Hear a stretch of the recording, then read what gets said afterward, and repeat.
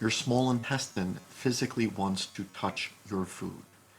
This is because many of the enzymes which will take larger molecules in the items in your diet and split them into smaller molecules which can then be absorbed, these enzymes are attached to the cell membranes of the epithelial cells which line the intestines, the enterocytes.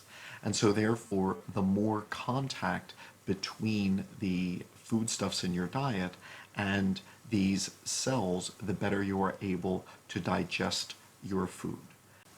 There are three structural changes in the intestinal wall, which then increase the surface area for this contact several thousand times.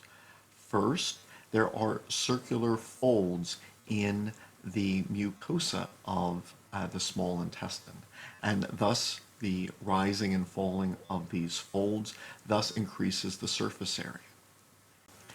If one were then to magnify the surface of the epithelium of these circular folds, one would find finger-like extensions known as villi.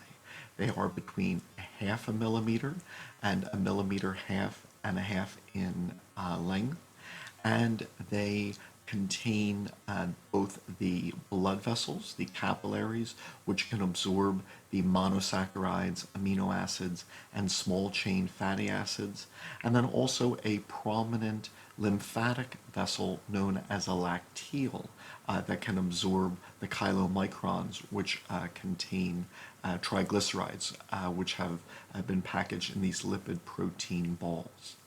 And so thus the presence of these villi increase the surface area by about 30-fold.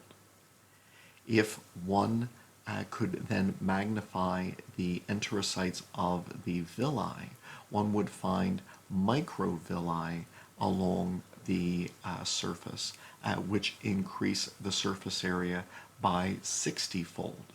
And it is these microvilli, which also known as the brush border, which physically attach many enzymes, often referred to as the brush border enzymes, which are digesting foodstuffs.